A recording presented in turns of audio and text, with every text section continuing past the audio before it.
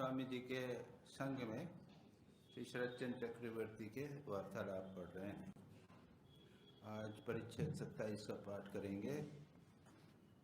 बेलूर मठ के निर्माण के समय की बात है।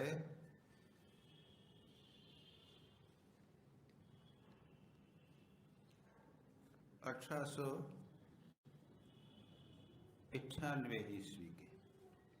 और यहाँ पर एक ऐसी बात है, वो स्वामी जी से वो शिष्य प्रश्न उठाता है खाने पीने के बारे में, खाद्यान्न के बारे में।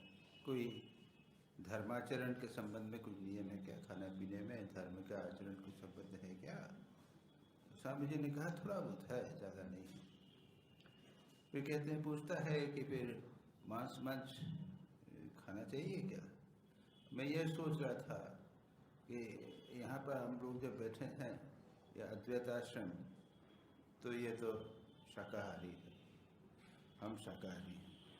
आप लोगों से अधिकांश जो है वो सीनियर सिटीजन हो गए हैं, वृद्धा होती तो भी छोड़ देती हैं और शाकाहारी हैं।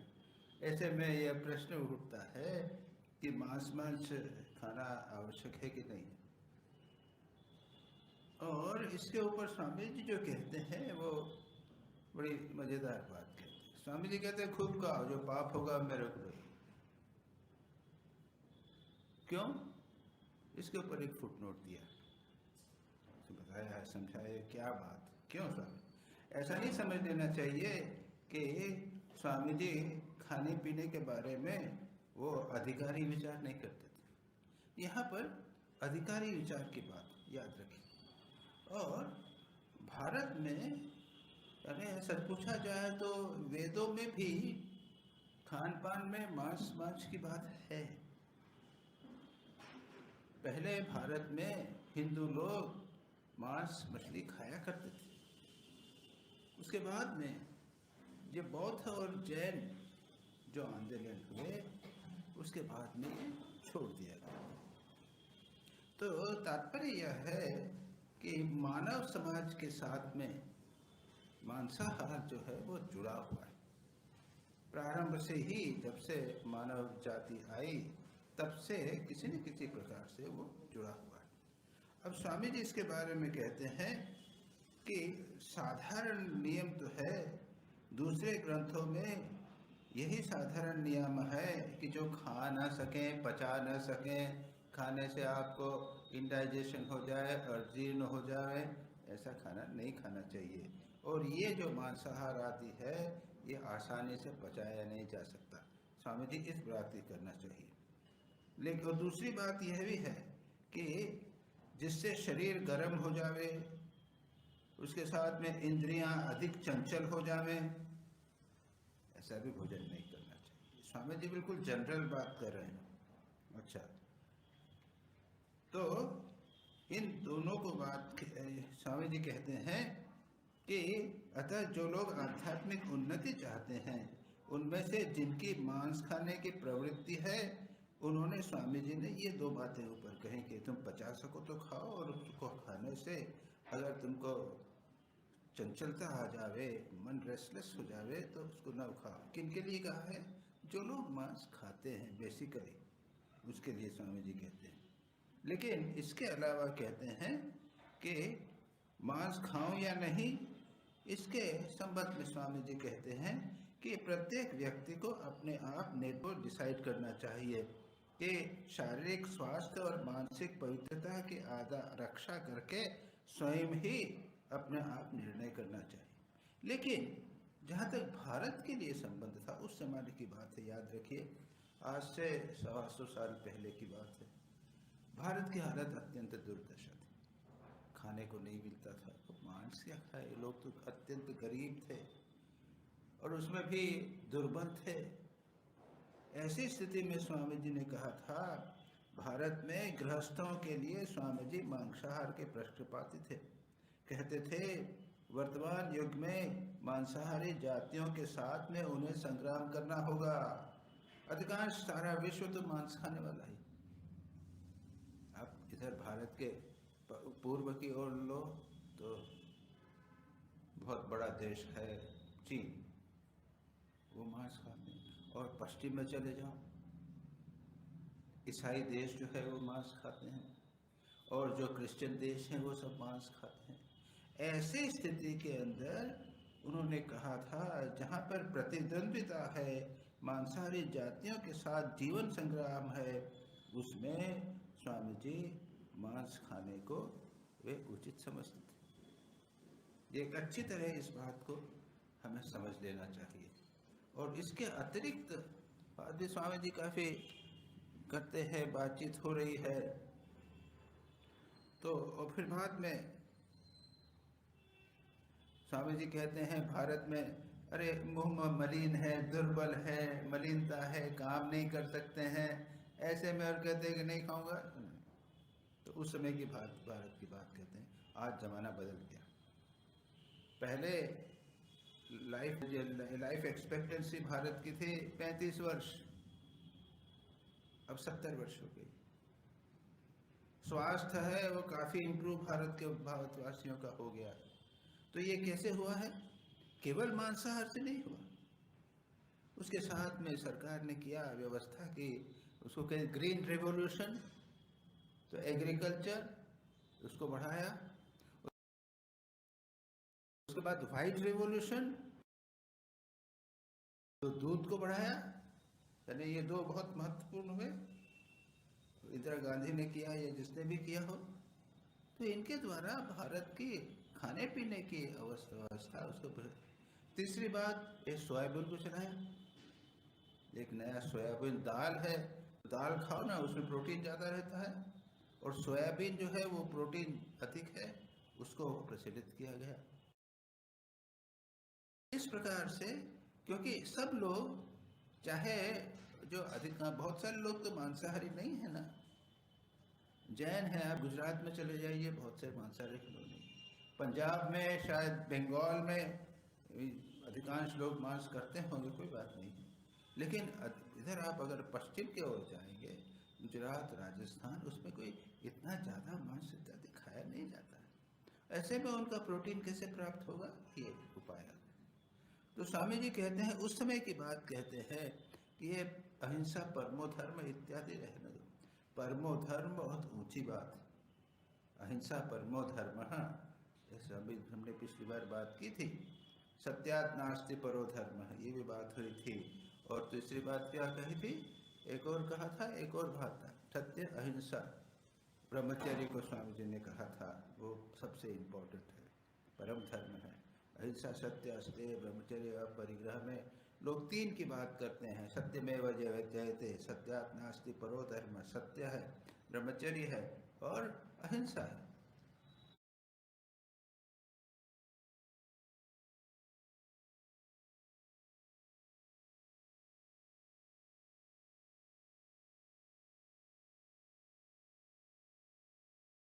तो स्वामी जी इसलिए ये पूछता है कि अहिंसा परमो धर्म कहते हैं, हाँ ठीक है, लेकिन किसके लिए? जो दुर्बल है उसके लिए नहीं। मैं इतनी साहस हो ना मारा तो उसके बदले 10 डंडे यदि मार सको तो इसके लिए वो ठीक है। और ऐसा मैंने कहीं पे कुछ उपन्यास पढ़ा था या कोई कहानी पढ़ी थी या क्या कहा था कि उसमें एक व्यक्ति था, तो एक बदमाश जो है उसके ऊपर अत्याचार कर रहा था, ये चुपचाप सहन कर रहा था, सहन कर रहा था।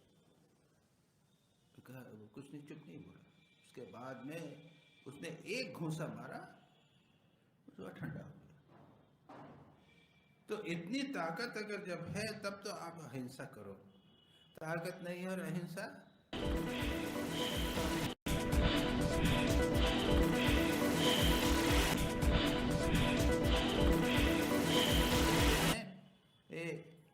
हमने यानी बौद्ध धर्म के समय में, जैन धर्म के समय में वो अहिंसा को, तो वो तो भगवान बुद्ध का लक्षण था, वो तो सब चुपचाप सहन कर सकते थे, अहिंसा था, जैन था। उनके कारण सारे भारत में अहिंसा फैल गई। वो उसमें कौन दुर्बल है उसको नहीं, अहिंसा नहीं, हिंसा होना चाहिए, रक्षा नहीं चाहिए, सब कुछ छोड़ दिया। स्वामी जी यही कहते हैं कि अब क्या है, चींटी को दाना देते हैं लेकिन धन के लिए भाई का सर्वनाश कर देते हैं, और इस प्रकार से करने से ये नहीं चलते। स्वामी जी कहते हैं अधिकारी भेद से हिंसा और अहिंसा धर्मों के पालन करने की व्यवस्था है। श्रुति ने कहा है मां हिंस्यात् सर्वभूतानि, श्रुति में स्पष्ट कहा है, वेदों में कहा है मां हिंस्यात्, समस्त प्राणियों को नहीं मारना। और मनु कहते हैं निवृत्तस्तु महाफला, निवृत्ति है महाफल प्राप्त करती है। अरे बिना प्रवृत्ति के निवृत्ति में जाएंगे कहाँ पर? हालत नहीं है, कुछ भी नहीं है, खाने को नहीं है, क्या निवृत्ति करेगा? उठो प्रवृत्ति करो। उसके मृत्यु की छाया है, मुखमंडल पर चमक नहीं है, विद्यमान है, आलस्य, जड़ता, मोह इत्यादि, ये सत्वगुण के लक्षण नहीं है। अच्छा, स्वामी जी कहते हैं कि शिष्य कहता है कि मांस खाने से, मछली खाने से रजोगुण बढ़ेगा। स्वामी जी कहते हैं मैं यही तो चाहता हूँ। सच पूछा जाए तो स्वामी जी के समय भारत की बहुत दुर्दशा ऐसी, तमोगुण सर्वत्र था। वे चाहते थे रजोगुण हवे। हम तो समझ नहीं सकते 100 साल पहले भारत की क्या अवस्था हुई, 125 साल पहले अत्यंत गुलाम भारत।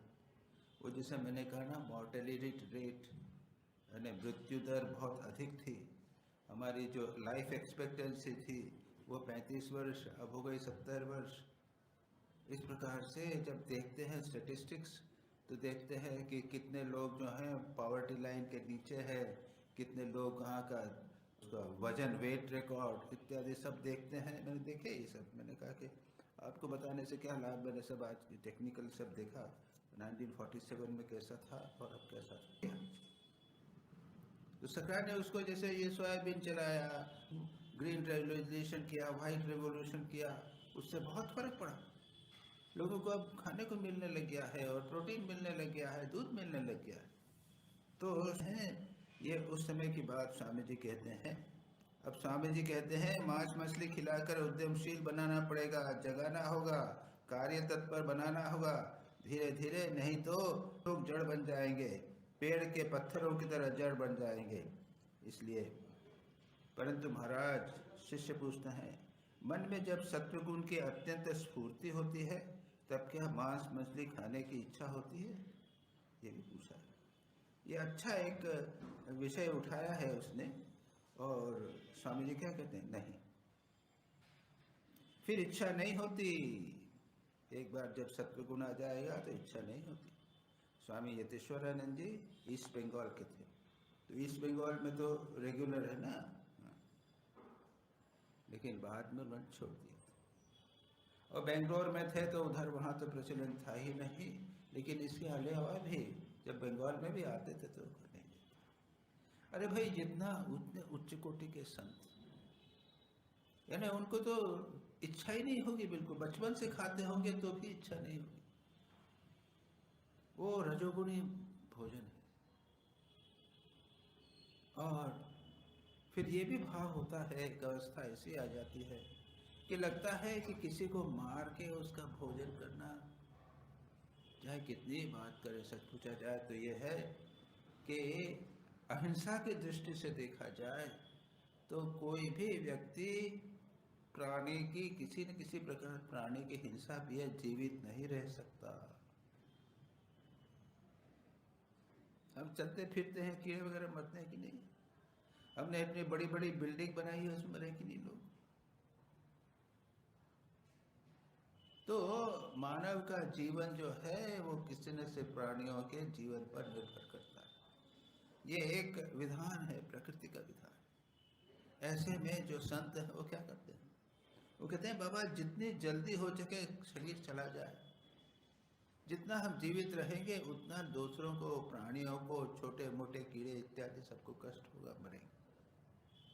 इसलिए ये भाव उन लोगों का होता है अहिंसा की दृष्टि से कि भाई मेरे के कारण, मेरे चलने फिरने के कारण भी किसी भी प्राणी को, कीड़े को नष्ट हो, सांस लेना हो तो इसके अंदर बैक्टीरिया वगैरह क्या क्या होते हैं वो सब मरते होंगे। तो इस दृष्टि ये बहुत इंपॉर्टेंट, ये उच्च कोटि का उच्चतम आदर्श है, ये उच्चतम आदर्श है अहिंसा के।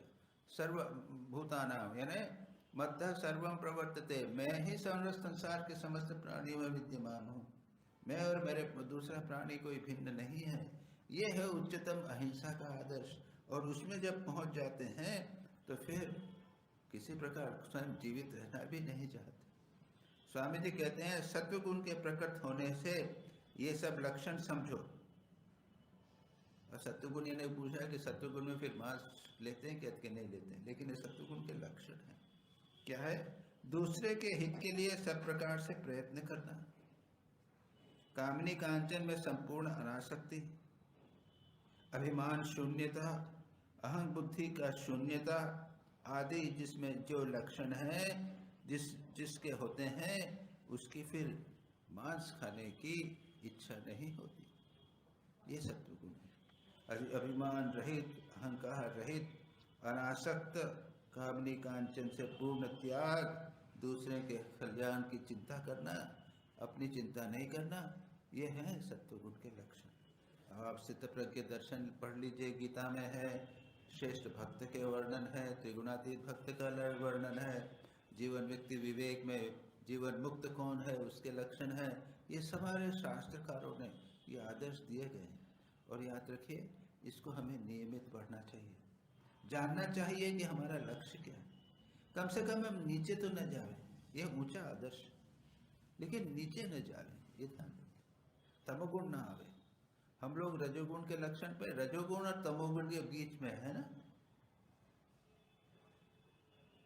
तो ऐसे में स्वामी जी बड़ी इंपॉर्टेंट बात करते हैं, जहां पर देखेगा कि मन में इन गुणों का विकास नहीं हुआ है, परंतु अहिंसा के दल के नाम के अहिंसा के दल में केवल नाम लिखा लिया है, वहां पर बगुला भक्ति समझना।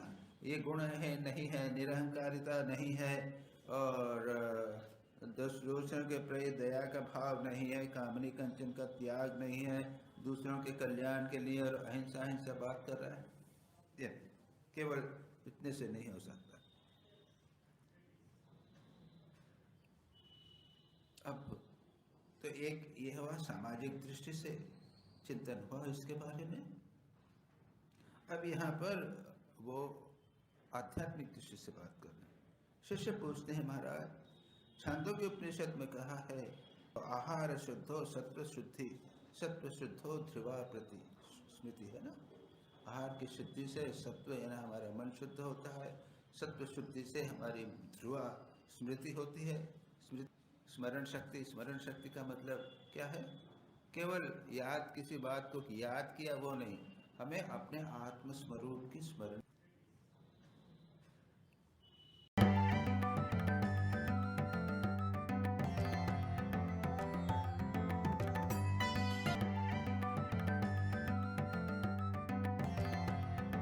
दृष्टि से बात कर रहे हैं। शिष्य पूछते हैं, महाराज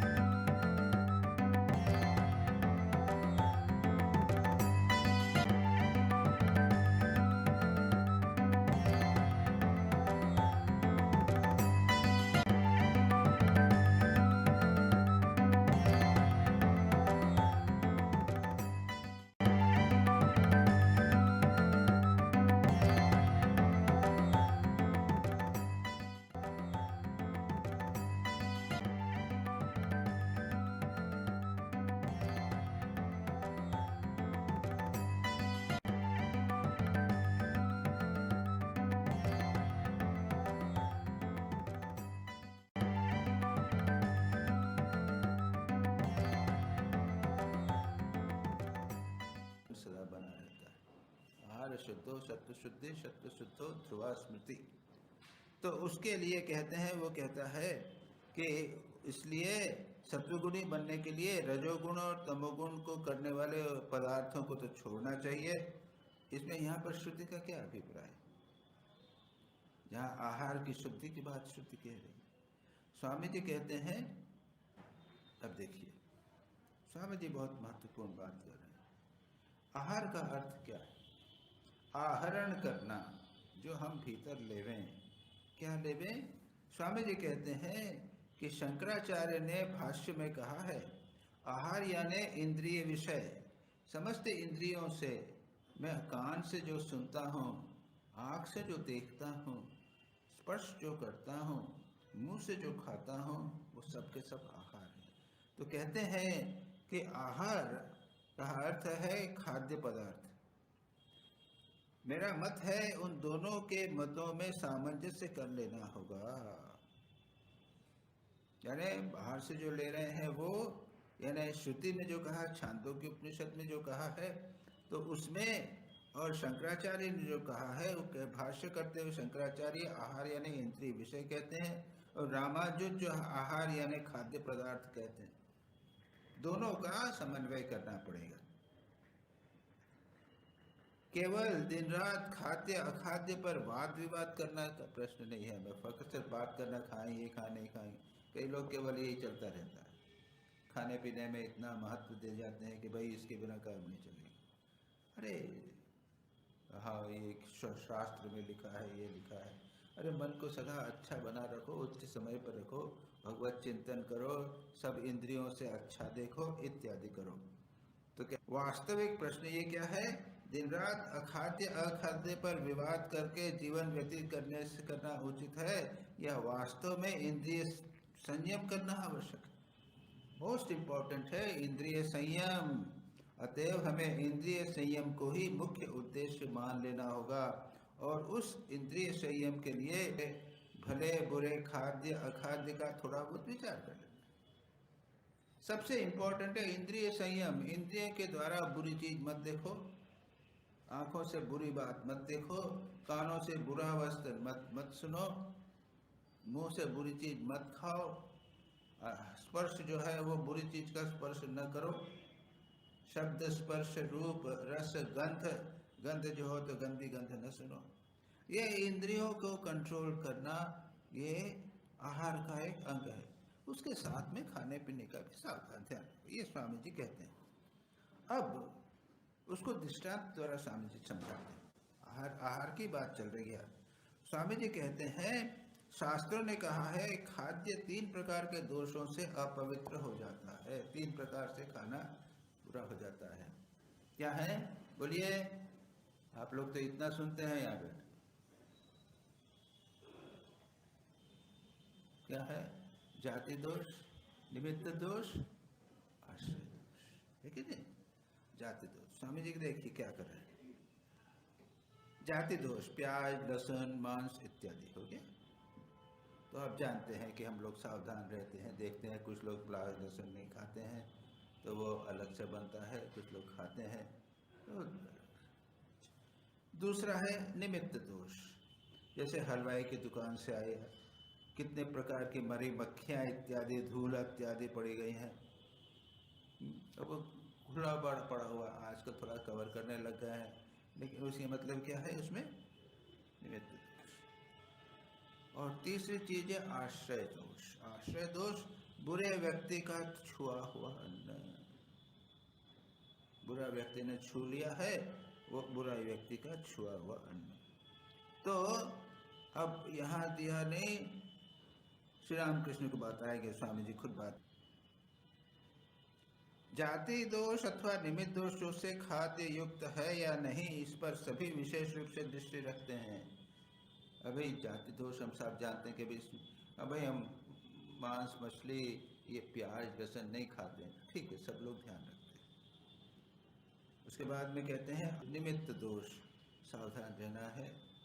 पहले ज़माने में नहीं थे, लेकिन उसके ऊपर ढक्कन रखना चाहिए, नहीं तो उसके अंदर कुछ गिरेगा। हमारे पास वो खाना लेकर आगे आता है तो उसके ऊपर ढक्कन का, उसमें जो धूल धूल नहीं पड़े। तो ये दो तो सब ध्यान रखते हैं जो योगियों के। लेकिन केवल शेषोक्त दोष जो अंतिम है, क्या है? वो है आश्रय दोष। ये जो है योगियों के अतिरिक्त दूसरा नहीं समझ सकता। देश में व्यर्थ के संघर्ष हो रहे हैं, छुओ मत छुओ मत, यह कहकर छुआछूत देश ने संत को तंग कर माना। यहाँ भले बुरे का विचार नहीं, केवल गले में यज्ञोपवीत धारण कर लिया हाथ में, और उसके हाथ का अन्न खाने से छूत धर्मियों को फिर आपत्ति नहीं होती। जब किसने लाया? ब्राह्मण लाया, ले लिया। अरे लेकिन ब्राह्मण का चरित्र कैसा है? ऐसे भी तो हैं बदमाश। एक यज्ञोपवीत पहन लिया है तो नहीं, ब्राह्मण ने उसको स्वीकार कर लिया। ठाकुर तो देखें, श्री रामकृष्ण स्वयं कहते हैं, ठाकुर को देखा है ऐसी अनेक घटना हुई हैं जबकि वे किसी व्यक्ति का छुआ हुआ नहीं खाते थे। बहुत सारे आप सब जानते हैं। कभी कभी विशेष खोज करने पर पता लगाया जाता था कि वास्तव में उस व्यक्ति में कोई बड़ा दोष अवश्य मिलता है। स्वयं स्वामी विवेकानंद ने किया था। एक बार कोई आया, कोई पंडित थे या क्या थे, वो कुछ स्वामी जी ठाकुर को दे के गए, और वो कहाँ था, बलराम बोस के यहाँ पे था या कहीं पे था, है? हाँ, वो ठाकुर ने उसको नहीं लिया, उसको नहीं, स्वामी जी वहाँ पे थे, तो उन्होंने बहाना के ठीक है मेरे कुछ काम है, जाता हूँ। उसके बाद में उससे पूछा, जिसके वो कि भाई जो पानी लाए थे वे कौन है, तो क्या पूछिए मत, हमारे रिलेशन है, लेकिन बाहर से सस्ते हैं, लेकिन का चरित्र बहुत खराब।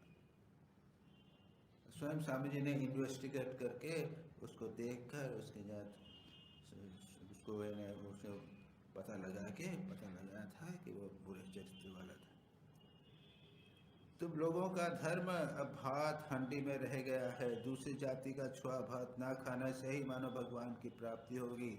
शास्त्र में सब महान सत्यों को छोड़कर केवल ऊपरी छिलका लेकर ही आजकल संघर्ष चल रहा है। ये बाहर के यानी आहार के संबंध में इतना स्वामी जी इसको पसंद नहीं करते थे। इसका मतलब ये नहीं कि सब खाया जाए। स्वामी जी जो है वो चरित्र को निर्माण को अधिक महत्व देते थे। चरित्र निर्माण भी नहीं करना, और स्वामी जी ने तो सब खाने को कहा है, स्वीकार करना ये नहीं चले। तो ये बहुत महत्वपूर्ण बात यहाँ पर कही, शिष्य पर छोड़ता नहीं है। क्या आप चाहते हैं कि किसी का भी छुआ हुआ अन्न खा लेना चाहिए? स्वामी जी कैसे, ऐसा मैं नहीं कहता है, मेरा कहना है तो ब्राह्मण है इसलिए दूसरी जाति के अन्न को चाहे न भी खाए, पर तो सभी ब्राह्मणों के हाथ का अन्न क्यों नहीं खाता? मान लो तुम्हारे लोग राढ़ी श्रेणी के ब्राह्मण हो, तो वारेंद्र श्रेणी के ब्राह्मण का अन्न खाने में आपत्ति क्यों होनी चाहिए? ये जाति धोत, इतना अधिक जाति उपजाति, इसका खाना नहीं खाऊंगा, उसका खाना नहीं छूंगा, उसकी स्वामी जी यहाँ पर निंदा कर रहे हैं और कुछ नहीं। कलकत्ते में जाति के विचार में बड़े और भी मजे का है। देखा जाता अनेक ब्राह्मण तथा कायस्थ होटल में भात खाएंगे, होटल में जाकर कुछ खाएंगे, लेकिन बाहर नेता बनेंगे समाज में, और दूसरों की जाति विचार अन्य विचार के बनाते रहेंगे, नियम बनाएंगे समाज में। क्या उन पाखंडियों के बनाए नियमों के अनुसार समाज को चलना चाहिए? खैर, ये यहाँ पर इतना हुआ विचार। आजकल की बात दूसरी है। हम सावधान रहें कि भाई देखो, एक खुला हुआ खाना न मिले, एक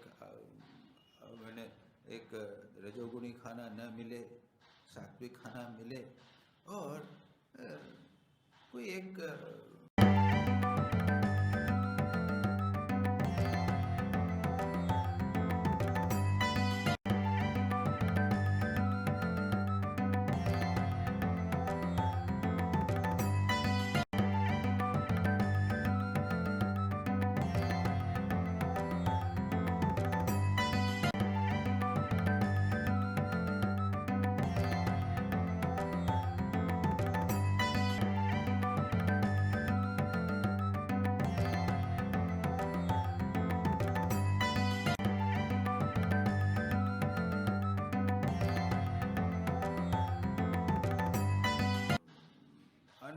स्थान से आया है वो सब नहीं ले। आप किसी के यहाँ अगर जाते हैं, गेस्ट होकर जाते हैं, तो खा लीजिए, उसमें कि किसने लाया किसने बनाया, ये सब करने से काम नहीं चलेगा। ये इतनी बात यहाँ पर कहते हैं।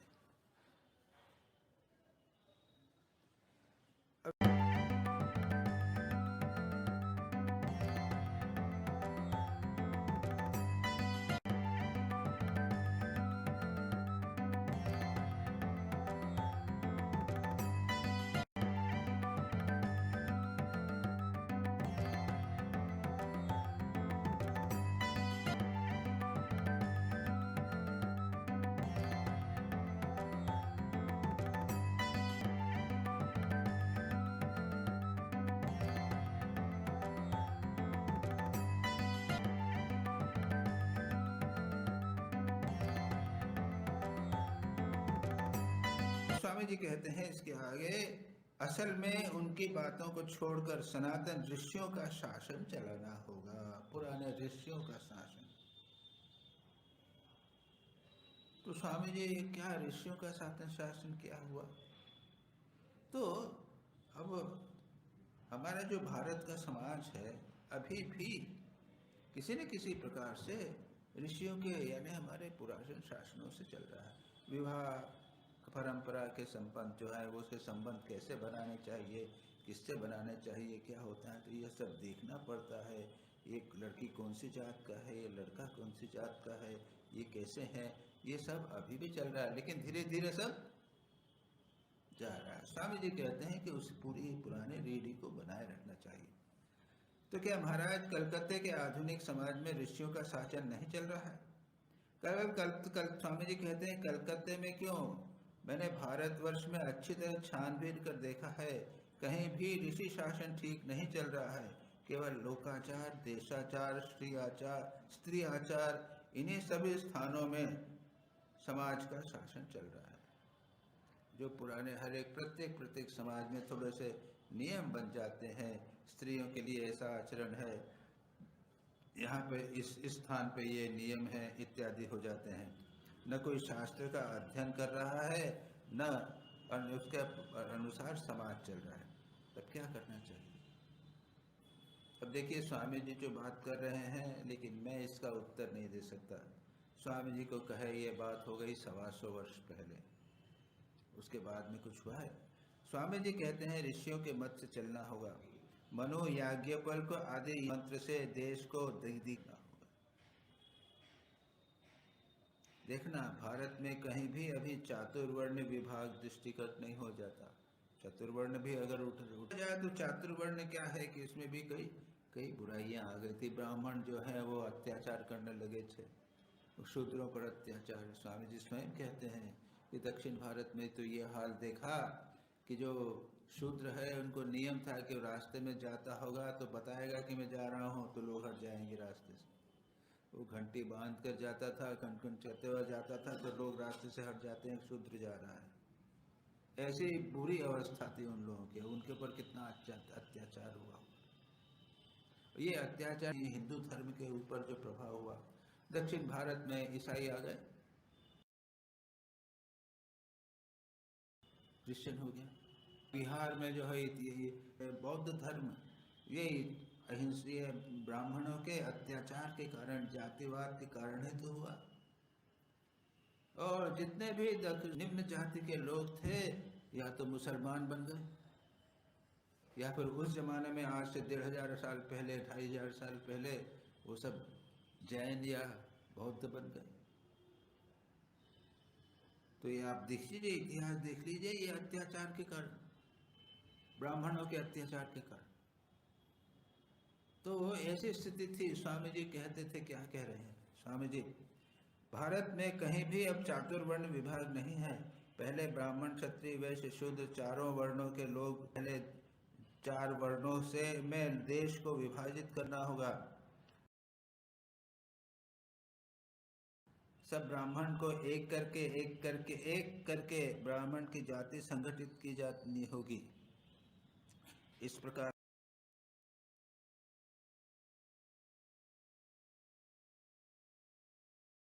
क्षत्रिय, वैश्य, शूद्र इत्यादि ये कहाँ हो सकते हैं? वो ब्राह्मण भी जो है तो वो क्लार्क का काम कर रहा है, वो कहता है पुजारी होना चाहिए तो क्लार्क का काम कर रहा है। ब्राह्मण है लेकिन ड्राइवर कर रहा है, बन रहा है, कोई भी है तो कुछ, अब तो इस प्रकार का कुछ है नहीं। स्वामी जी बोल रहे हैं, लेकिन अब जमाना बदल गया है।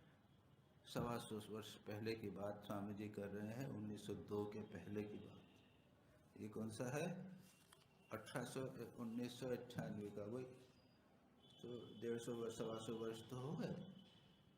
तो ज़माना बिल्कुल बदल गया है। आज स्वामी जी होते तो इस संबंध में क्या कहते, मैं ये कह नहीं सकता। तो इस विषय को यहीं बंद करके हम अगले चलते हैं, ठीक है?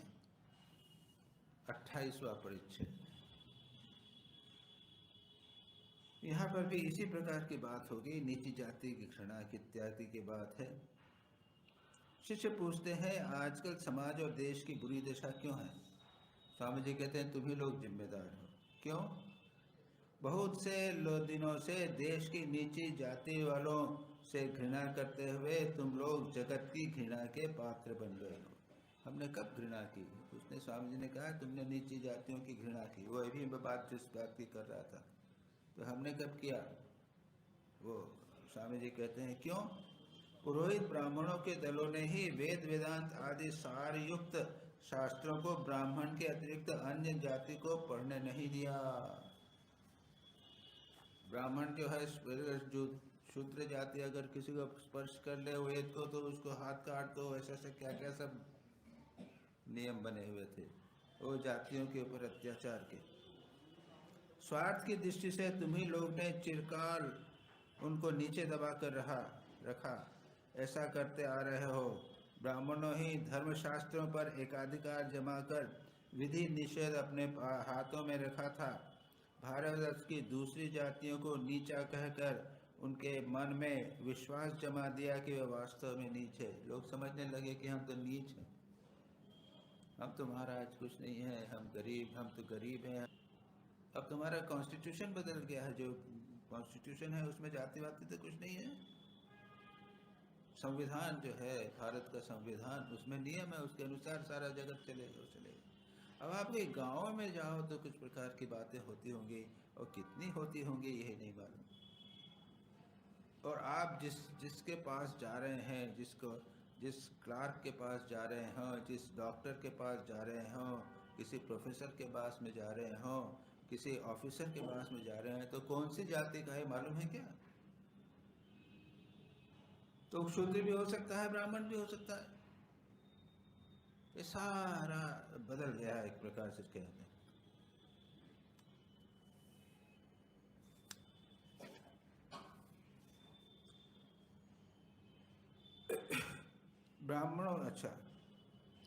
ब्राह्मणेतर जातियों पर का अब धीरे धीरे यह भ्रम मिट गया है। स्वामी जी अब कह रहे हैं, ब्राह्मणों के तंत्र मंत्र में उनका विश्वास कम हो गया है इत्यादि।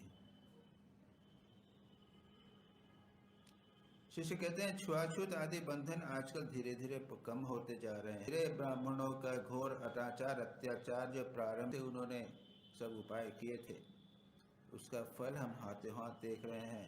स्वामी जी तो ने देखा ही नहीं कि भारत पराधीन हुआ।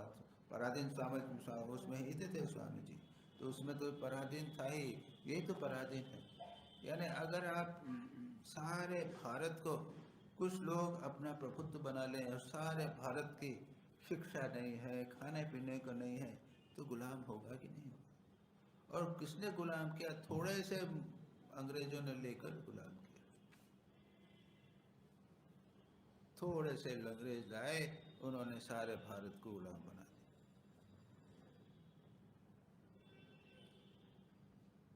भारत घूमकर देखा है, सभी स्थानों में श्रुति स्मृति द्वारा निंदित देशाचार से समाज का शासन चल रहा है। लोक प्रथा, देश प्रथा, स्त्री प्रथा ही सर्वत्र स्मृति शास्त्र बन गए हैं। कौन किसकी बात सुनता है?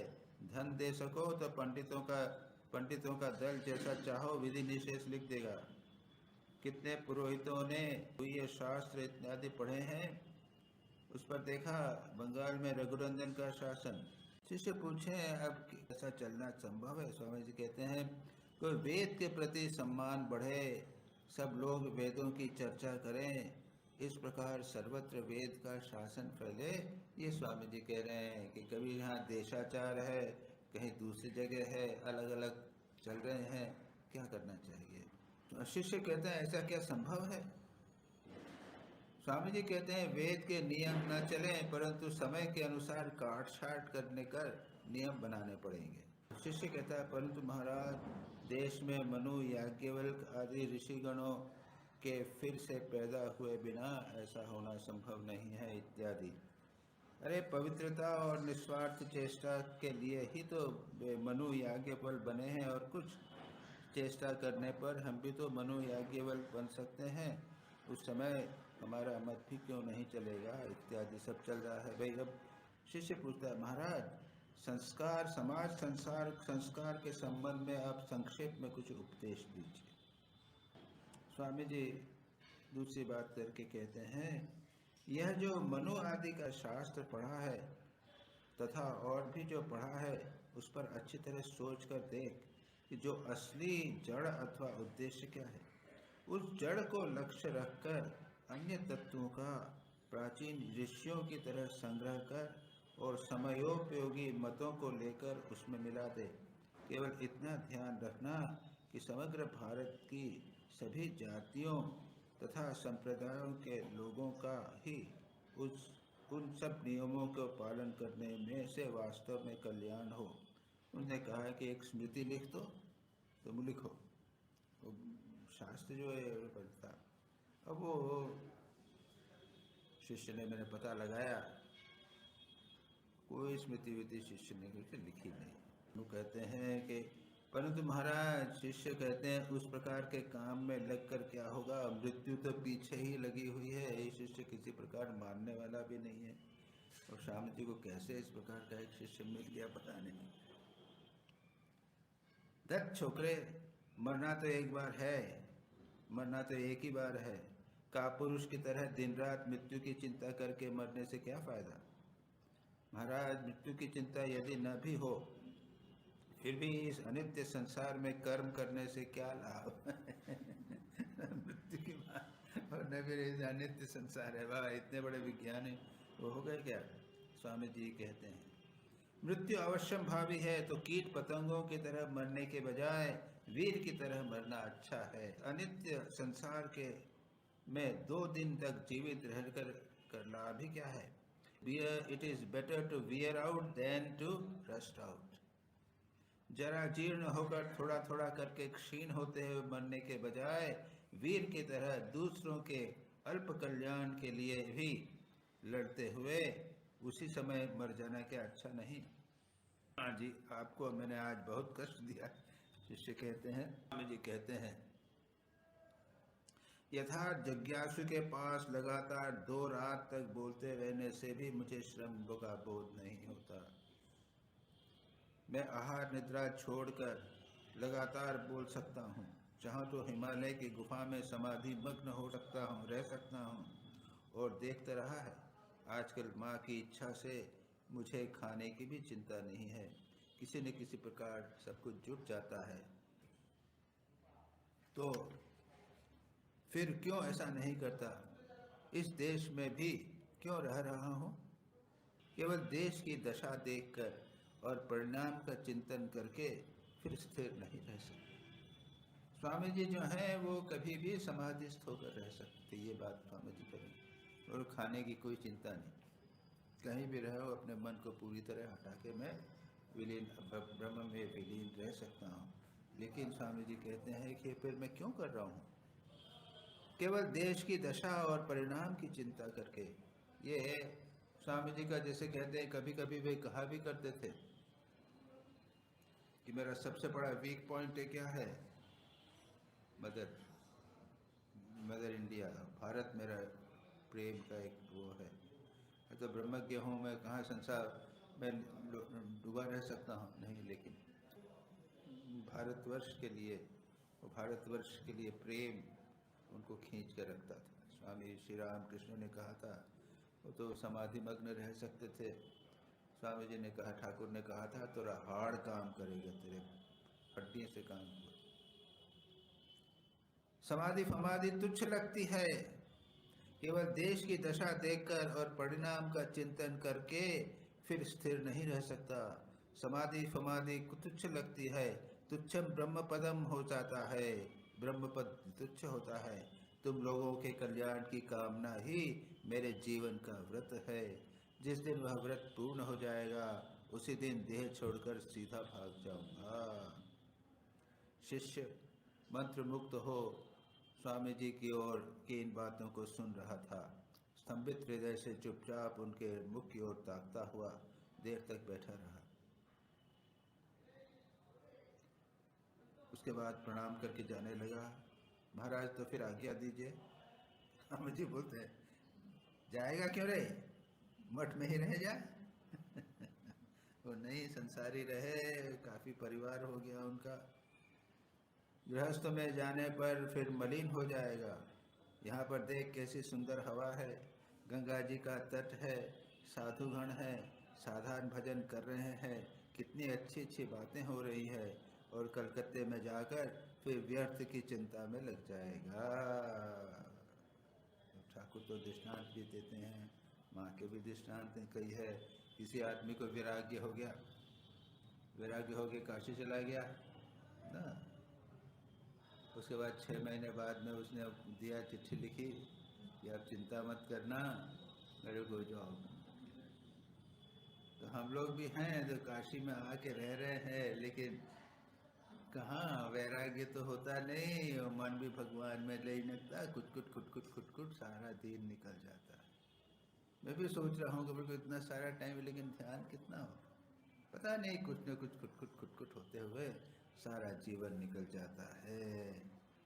अच्छा महाराज, आज यहीं तो आज यहीं रहूँगा। आज क्यों रे, सदैव यहीं रह जा,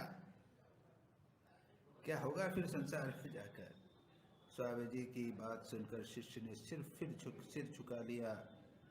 मन में एक ही में ही सदा अनेक चिंताओं का उदय होने के कारण वह कोई उत्तर नहीं दे सका। मेरा समय भी हो गया है। अच्छा विषय दो हम चैप्टर समाप्त कर सके स्वामी जी के। ये संसारिक विषय जो भी हो, सेवा के विषय है जो भी हुए है, लेकिन स्वामी जी को पढ़ने से ये अच्छा लगता है। एक श्री रामकृष्ण ने कहा था, तेरा हार्ट काम करेगा। ठाकुर को पढ़ने से एक प्रकार का लगता है, उसे भगवत चिंतन की बात करते थे, लेकिन यहाँ स्वामी जी दूसरे प्रकार की चिंतन करते। और मैंने आपको बताया है ना, पहले हम स्वामी विवेकानंद को बचपन में, यानी कॉलेज डेज में स्वामी विवेकानंद पढ़ा करते थे, और सत्यरूपानंद जी, जो सत्यरूपानंद जी के आप लोगों ने दर्शन किए यहाँ पे कि नहीं किए? यही शरीर गया उनका। माँ के शिष्य थे, इंदौर आश्रम के प्रतिष्ठाता थे। तो यही लिखने जो यहाँ पर जो भंडार जहाँ चाय बनती है ना, उसमें थे। और उसके बाद उसी पास वाले मकान पर, जो रास्ते के बगल कितने कमरा था, पहले छोटा कमरा था, चाय वाला भंडार है, छोटा कमरा था, जहाँ आपका चाय बनती है ना, किचन जो है छोटा, उसमें रहते थे। उसके बाद में फिर वो दूसरे पास में गए। तो उसके बाद में फिर सेवाश्रम में उनका शरीर गया था, बीमार हो गया। 95 वर्ष की उम्र थी। तो इंदौर आश्रम प्रारंभ किया था फिर वो। तो वचनामृत हमको अच्छा नहीं लगता था। कहते थे हमारा वचनामृत पढ़ना, दीक्षा के लिए जाना है। तो क्या दीक्षा के लिए जा रहे हो, पूछेंगे वचनामृत पढ़ा क्या, तो पढ़ तो लो कुछ, तो वो पढ़ो, इतना पढ़ लो। अच्छा, मैंने कहा महाराज मेरे को अच्छा नहीं लगता वचनामृत। देखा स्वामी जी जहाँ जहाँ है ना, वो उतना पढ़ो। और प्रेमानंद जी की बात बताई ना मैंने आपको, नहीं बताई? कोई एक भक्त थे प्रेमानंद जी, तो स्वामी विवेकानंद ने प्रेमानंद जी को कहा था, बाबूराम भाई, तब बाबूराम दा, ईस्ट बंगाल तुम्हारे को छोड़ दिया, तुमको ईस्ट बंगाल सारा देखना पड़ेगा। और उसके बाद में प्रेमानंद जी ने ईस्ट बंगाल में चले गए थे। उसके बाद में इतना प्रचार किया उन्होंने, इतना कार्य किया कि लोग पागल हुए थे उनके लिए। प्रेमानंद जी जाते थे, कार में जा रहे हैं या रिक्शे में जा रहे, तो लोग दौड़ते थे उनके पीछे, इतने प्रभावित हुए थे। हमको तो पता ही नहीं चलता कैसा करेंगे। तब वो स्वामी जी कहते थे, अब वो प्रेमानंद जी के स्वामी जी हमेशा ये करो, वो करो, वो करो, वो करो।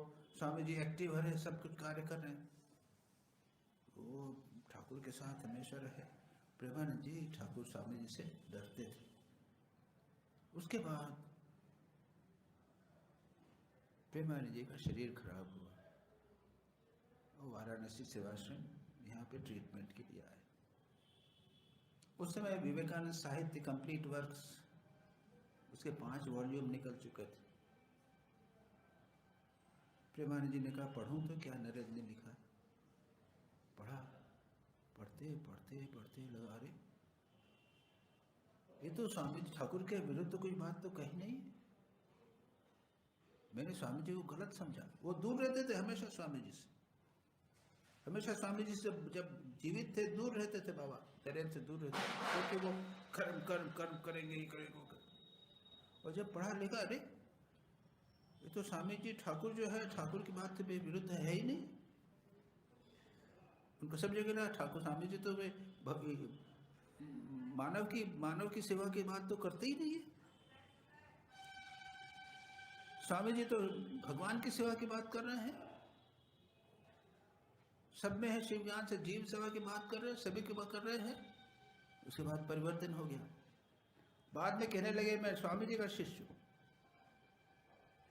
और उसके बाद में बेंगौर में जाकर प्रचार प्रसार इतना किया, लोग पागल होते हो गए थे उनके पीछे। गाड़ी में जा रहे हैं तो लोग उनके पीछे। तो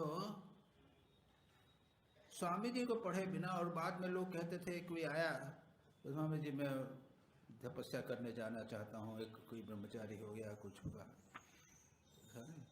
देखा तपस्या करने जाएगा, तपस्या करने का क्या जब समझता है तपस्या का। ये वचनामृत पढ़ के इससे दिमाग खराब हो गया। प्रेमानंद जी बोल रहे हैं, स्वामी जी को पढ़ा नहीं इसने। वचनामृत कितना ऊंचा है याद रखिए। हम लोग सब समझते हैं हम वचनामृत के ठाकुर के उस अवस्था में रह जाएंगे। जब तक स्वामी जी को नहीं पढ़ा, अच्छी तरह आत्मसात नहीं करी जा, तब तक वचनामृत पढ़ने के अधिकारी नहीं है हम।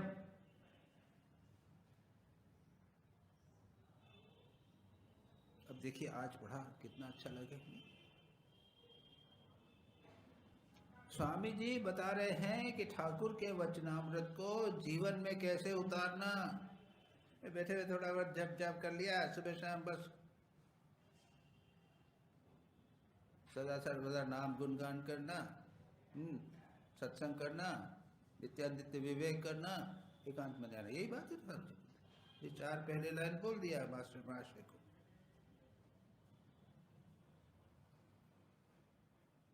मास्टर महाशय भी नहीं समझ पाते थे। ये प्रेमानंद जी जैसे व्यक्ति जो पहले स्वामी जी को नहीं समझा, बाद में कहने लगे मैं स्वामी जी का चेला हूं।